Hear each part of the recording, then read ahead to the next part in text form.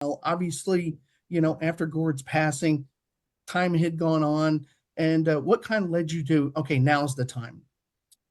Well, I think certainly for me, I think part of it was when the guys decided to bring Jake Gold back into the fold in Mhm. 2020, and just as a kind of a, I don't know if they realized it at the time or not, but it was a kind of a restart, and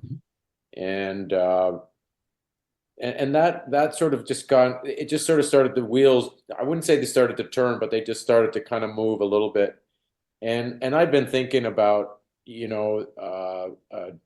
all encompassing documentary about the band. Hmm. Certainly, when the time wasn't right before that, and could just feel it. I think maybe in a similar ways that the guys were feeling like we should be kind of taking care of our legacy, whether it's our, masters and that kind of thing. And I was sort of thinking the same way, like this is probably the right time to be thinking about a documentary. I was also thinking this will take years. That was the other part of it. Like it isn't time for it to come out, for it to be now. But if we start now, and there you go, 4 years later. Yeah. So yeah, I would say like the Jay coming in and the band's just starting to kind of come back together again. Seemed like Right. the motivating factor, Chris. Yeah. Paul, I had read that the Universal Studios Hollywood fire kind of sparked this. Because obviously so many masters, album masters got destroyed in that, and it kind of would you say that jump started the band kind of coming back together and kind of talking about things? Talking about things, yes. Yeah. I think Johnny read some story in the New York Times and a list of, say, 100 bands or whatever, and we were on it, as potentially Hmm. an artist that had lost some tapes.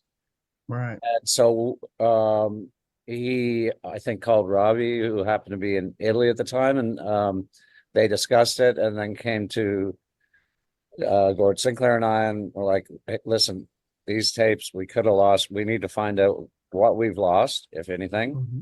And we need to gather these tapes and have them all in the same place. In Toronto is where we wanted them, because we're signed with Universal in Toronto, and they already had a pile of tapes that we knew of. But there were LA tapes because we were signed out of LA originally Hmm. for our first number of records. And so Johnny's really good at it, and he made a lot of calls and was just looking for our tapes, our masters. And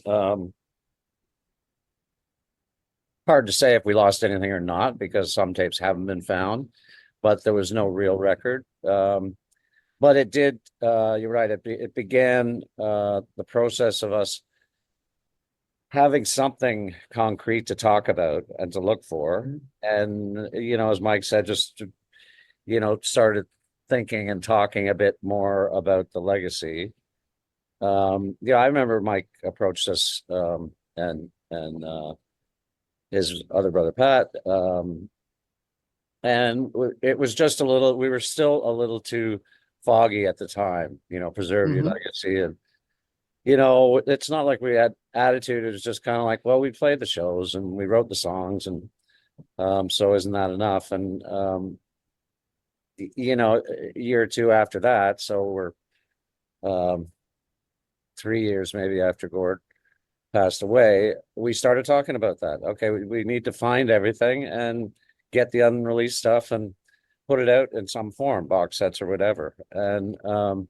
And then a little bit after that, Mike had talked to Jake, and they approached us about the idea of a documentary, and we Sure. felt the same way probably Mike did. This is not going to be a few months and then we're done. It's Right. going to be a big long process, and it was, but it was we're lucky in the band that all we really had to do was answer questions in grueling Mhm. interviews with Mike in various settings, and the rest came together. And honestly, we all love it, and no one but Mike could have done it really because he had an Mhm. inside view over the course of our career. He was around and Sure. aware of little controversies or little tensions. And he asked us all individually about those particular stories. And I think it's a big part of the doc is seeing those troubles that we had. Yeah.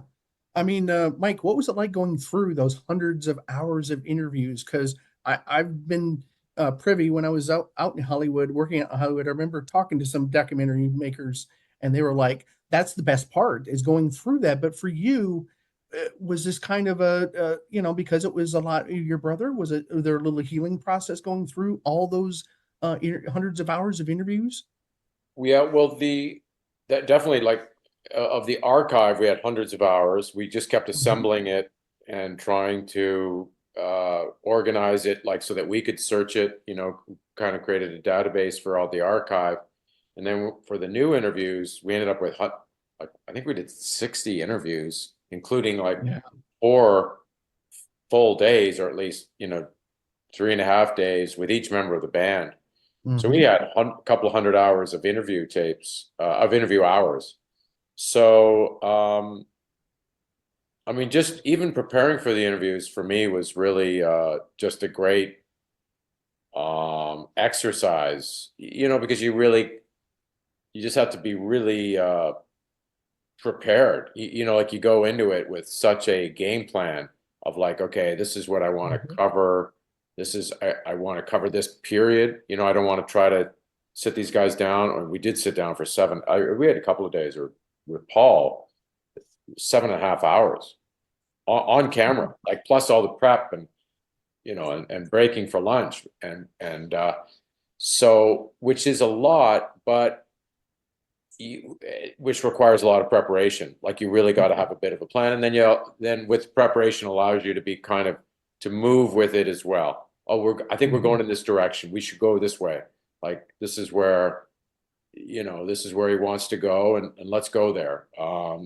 So all of it was very, yeah, I think, I'll tell you a little story. When in the beginning, I remember there was the end of a long day, and there was so many days like Hmm. in the calendar already to come. And I remember just having this thought of like, I'm going to be so relieved when this part of the process is over, the interviews, which is most of the shooting, a little bit of Yeah. actuality, almost all interviews.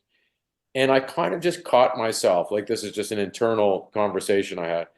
And I kind of caught myself and I thought, if you're going to go through this, just looking at the finish line to get done, because it's a lot of work, it's emotional, mental, all those things, you're going to have missed the opportunity, which is to sit down with these guys and talk about the band, talk about your brother. You're never getting this chance again. You Hmm. get to ask people to show up at a specific time and sit down and talk about all these things. You know some, you don't know a lot of it. And it was like I just kind of gave myself, I sort of gave myself a little slap and just said, no, no, you're going to, and right from that moment on, every time we sat down, I just thought, this is an opportunity. I'm never getting this again. I'm never going to have this kind of opportunity again.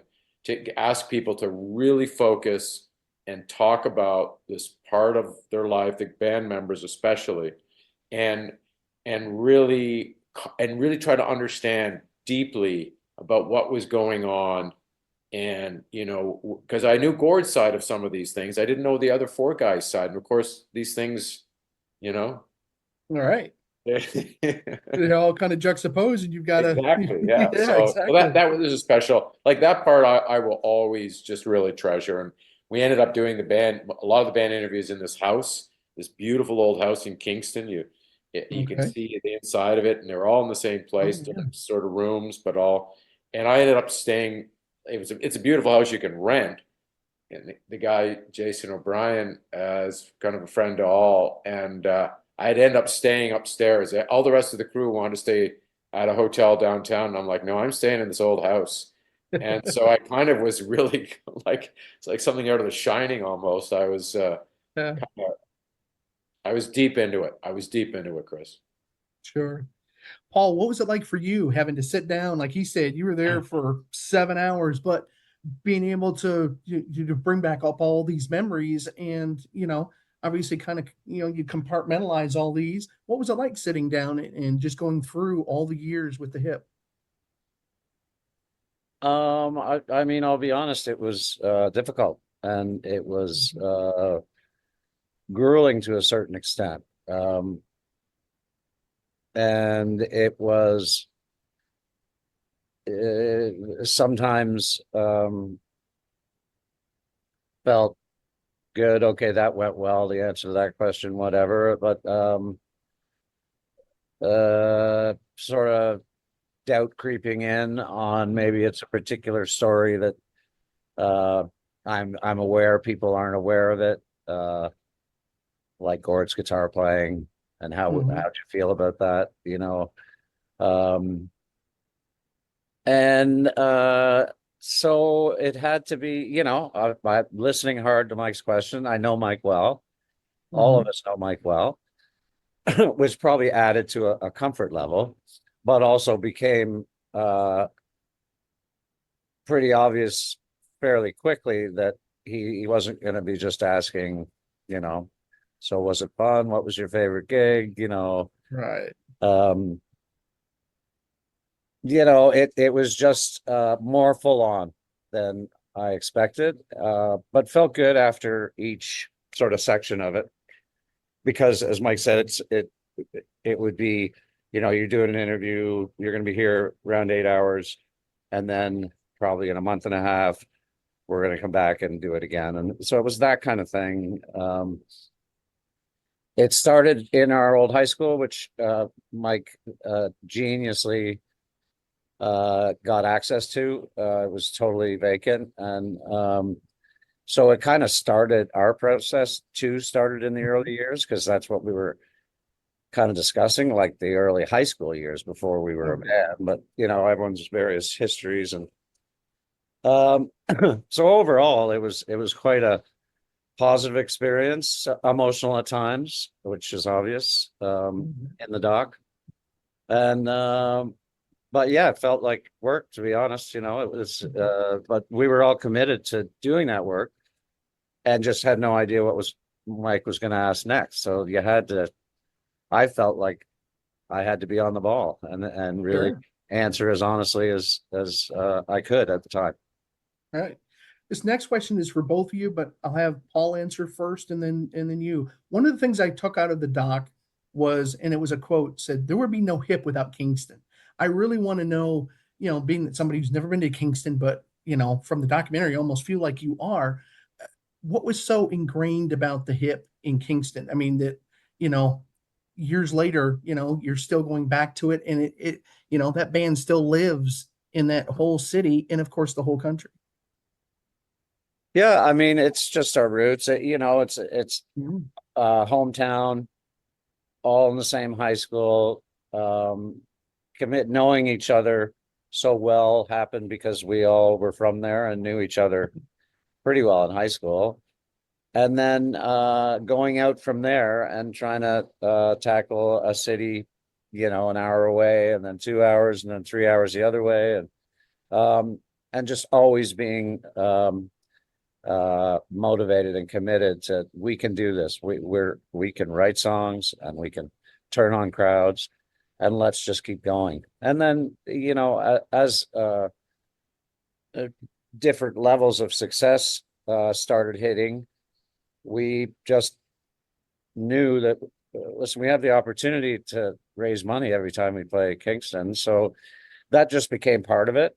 And I think within the Kingston community, even back then, would get people way older than we were at the time, in our mid-20s, coming up, and businesswoman or businessman saying, "You guys do so much for this community." And so we just started and continued to do that right up until the present, and will continue if we ever have anything happening. Just trying to be responsible, upstanding members of Kingston. And Kingston really shoots well. So that was Mike. I mean, the drone shots, and it's a beautiful little town. And so, I think of the doc as you know, I mean, it's a tribute to Kingston at times as Yeah. well. And that's not a bad thing. You know, we Oh, all still have family there, and uh 3 out of 4 of us live there. And yeah, it's a big part of how we did things, I think. yeah. What about for you, Mike? Would there be a hip without Kingston? Um, it- it's a great question. I really feel that, yeah, I don't know if there would. I mean, I think there was something about this town that was so just, it's got so much history. Like, and I'm kind of a good one to talk to this about because we moved into Kingston. We lived about 10 miles down the road, and it doesn't sound like very far. I tell you, it might as well have been 1,000 miles. We didn't really know. We would come into Kingston to go to a movie, like, so we Yeah. were kind of more country folk outside of Mm-hmm. town. And we moved into Kingston. I went back to high school to KCVI, where everybody went. And I'd already been out of school for a few years. I went back to KCVI. Gord was going into grade 11. That's where he met Paul. And I was going into grade 13, having been out of school for a couple of years. And I walked in there to KCVI thinking, I'm going to be like one of the oldest guys here. Like, this is going to be like shooting fish in a barrel. You know what I mean? And I swear to God, the first day, I'm like, oh, this is way different than I thought. There's a level of, it was like a John Hughes film set. I've always said it was just like, this is like on another level because at that school, and this is very Kingston, you've got doctors' kids, you've got some kids, their parents were professors at the university, which the KCVI is literally a part of the campus. It's right on the edge. Now Queens owns KCVI. Now it's in part of the campus. But so there was like, and then you have kids who's, I'm sure some their parents were prison guards because of or who knows what.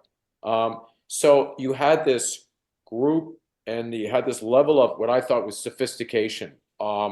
Kids were into music on a deep level, like our old high school. There's none of the kids were musicians. Mm-hmm. All of a sudden, Gord's like, "Oh, I'm trying out with this band." I'm like, "You're what? What band?" There was a bunch of guys in grade 11. Grade 11, and they all play instruments. Yeah, I mean, it was like it was kind of a miracle, and our heads were just spinning. Like, Gord met Paul on the first day of school. Paul's dad was the gym teacher at KCBI.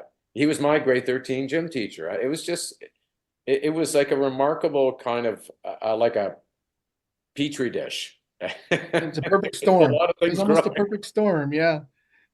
Well, I want to ask, bands, a lot of them, they start out playing covers and it takes a while to find their voice. When do you feel that the hip finally found their voice? Was there a certain song? Was there a certain show that you say, okay, this is us? Um, yeah, I mean, they went through different phases, you know, because they had sax player Davis Manning, and Yeah. great guy, and but things went south with them, and then they were a 4-piece for a little bit, half a summer. And then they asked me to join the band, so all of a sudden there was 2 guitars. Mhm. So this is changing little sonic aspects. And was covers, but they were writing songs, and and then uh I started throwing in a song or two whenever I could or had their attention. And so I think we found it somewhat as like our early sound um in writing and recording up to here. I think it was kind of like, okay, we're a rock band. We're based on, British R&B, early 60s stuff, but also Teenage Head, which I love that is mentioned in the documentary. And they were at a Hamilton, and whenever they came to town, we were all there. And they just had a bare bones approach that suited us watching them, and just came out naturally. And with Gord's voice and some backups, I think we just started realizing, okay, and not backups on every song by any means. Mhm. Sinclair and I were just polite with each other. No, you go ahead. No, you go ahead. You go ahead. And so it just kind of, turned into maybe half the songs have backups, but and just the communicating with each other started to happen through Up to Here, got stronger with Road Apples, kept getting stronger, really, fully, completely. Yeah. And we just didn't we never tried to sound like anybody. And I think that was a big key point. We just, and guys would come in with songs. We were a cover band sort of through up until Up to Here, but just slipping in some originals. And we didn't want to play the modern music at the time as covers. We were playing, the Yardbirds and early Stones and Rocky, Bob Dylan tracks. It was just kind of, so we were all fans, big Bowie fans. It was just a combination of 5 people doing their best and trying to just commit and be confident in our own sound. Sure. I mean, when you're talking about Up to Here, 35th anniversary this year, I remember my best friend, and I remember him literally coming over to my house and saying, "You have to listen to this." And it was 38 years old. And I still think it's still my favorite song just because it was the first that kind of introduced me to the hip. But Up to Here, and that song seems to really generate with people. I remember in the documentary the several people saying that's their personal favorite, even though there's so many songs on other albums, that's the one they always go back to. What do you think about that, Paul? When 35 years ago, when still people are going to that album, and of course 38 years old, still resonates today, showing how different that the hip were as far as their sound and their lyrics. Gord's lyrics were amazing on that. Yeah, and apparently it got some play in the prisons at the time, as it would. There's just kind of a different thing about it when we would pull out the acoustic, yet make it rocky, like 38 years old. Well, maybe you say it's a ballad, and it kind of is, but at the same time, it's played with a rock ethos and method. And it makes me think of these songs really stuck out for us whenever we did that, like Ahead by a Century, of course, We Kings and Bob Cage, and these sort of different types of songs to New Orleans is Sinking and She Didn't Know and Little Bones. It was just another aspect that we decided we'll keep exploring that, because 38 years old, we actually wrote down in Memphis back in the hotel one night. And, it's kind of like just keeping our minds open to going that kind of direction. And then we just kind of kept it up with just trying to do something different than we had done in the past and not repeat ourselves and be open to acoustic-y kind of songs too. Mike, I want to ask you about that song. Had Gord ever told you, but obviously that is something that happened that Millhaven, breakout of those prisoners happened in 72. Did he ever mention of why that at that moment that came up to him, and then obviously he had to write that down and the perfect melody, obviously the perfect song? Well, I remember when I heard it the first time, because they had just come back from Memphis, and I believe Paul and Gord were living together in Toronto at the time, because we were living on Allen Road at the time, Paul. Yeah, we were. Took over that apartment that you guys had a part ownership in, and Gord came back and said, I want to play this song for you, and he played it, and I was blown away. But what I was really blown away by was that it really, for me, because I was 12 at the time, Gordy was 8, it really captured that feeling that we all had when we were in our house, and the prison was 3 miles down the road. And I remember telling somebody, I remember I could hear the bloodhound, like at night, lying in bed, we could hear the dogs, the bloodhounds in the surrounding fields as they were searching to pick up the scent of the inmates. It was just a very powerful experience for a child. this kind of combination of fear and excitement, because we were in a little town where nothing ever really happened. Like Sure. God, when we got our first convenience store, a Becker's, I think it was a big deal. Like, so it was like we had nothing. We had a baseball diamond. Anyway, and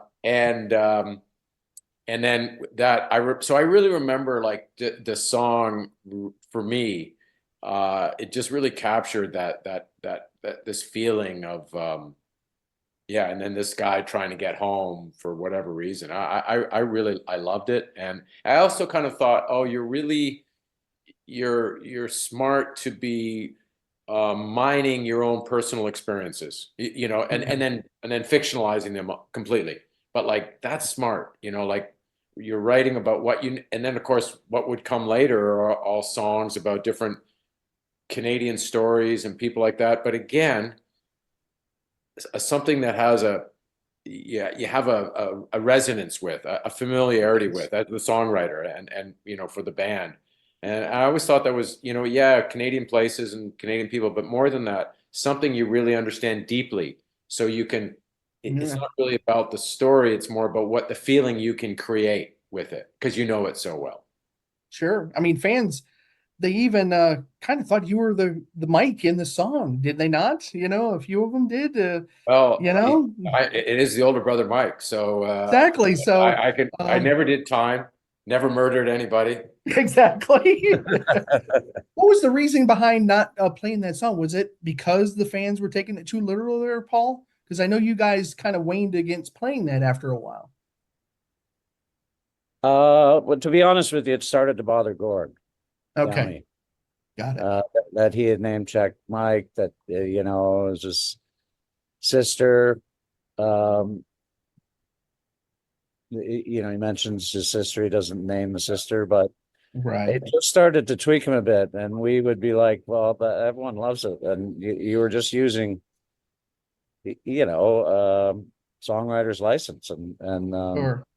so it took some convincing. So then you'd resort whenever it was a song you didn't necessarily want to do. You'd say, "Well, this person likes it. It's their favorite song. Okay, we'll do it." And so yeah, I think it just made him a bit queasy, but I think he appreciated it in the end. Mhm. But I think he just had a couple of regrets about it, even though it's just it's a great story set to really cool. Sure. Yeah, I mean, it is. It's still, like I said, I love, there's so many different songs on that, but I'll always come back to that song because it's the first one that really, that I was introduced to the band. So I Right. know you guys got to go. But I just had a real quick couple of questions here. This one is for you, Mike. What was it like near the end, working on the Secret Path? Because I had no idea about that story, and it just, I was enveloped by that, so I had to read everything about that story, about that little kid, about him walking, trying to get back home, and all the stuff that was going on up there that obviously everybody here in the lower 48 states had nothing to do, no idea about. What was it Yeah, like working on and that? most people in Canada, Chris. Yeah, Yeah, that was, I mean, yeah, I mean, to say it was a passion project for Gord it doesn't quite cover it, because he just became kind of consumed with it, and it also was around for years. Like we first heard the story in 2012, and Gord made the record, I think the next year in 2013, and then we kind of had this agreement that, or realization, Gord did, that he would wait till the 50th anniversary of Channing, like to get the most people aware of it. And then yeah, crazy enough, by that time that rolls around, the Hip are on their final tour and Gord has a terminal diagnosis. Like that part is all it's kind of hard for me to really even put all the pieces together because it was, the album, the graphic novel, and then the mhm, documentary animated film. That's all over 3 or 4 years.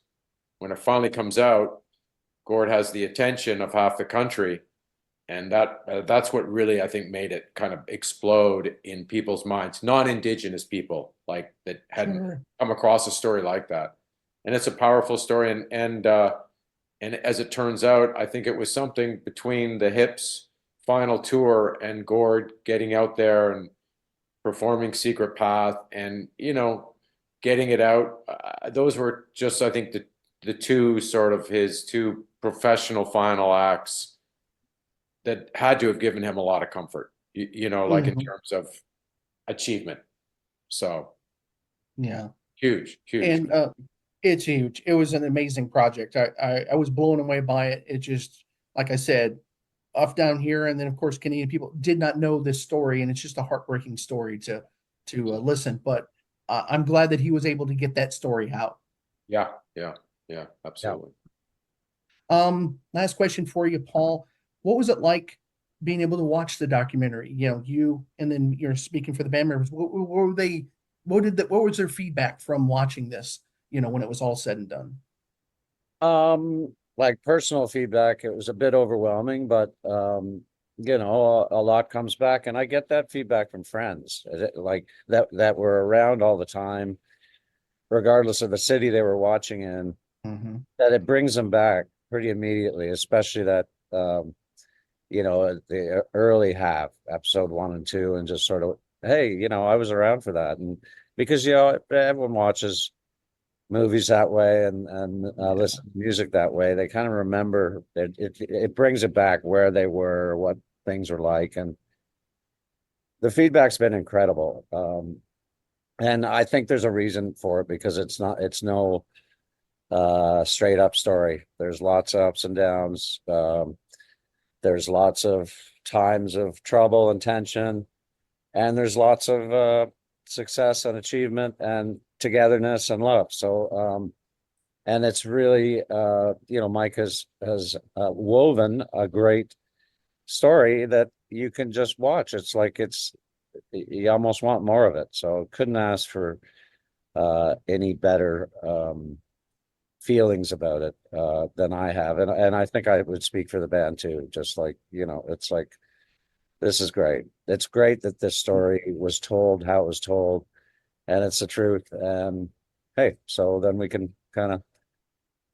just have that.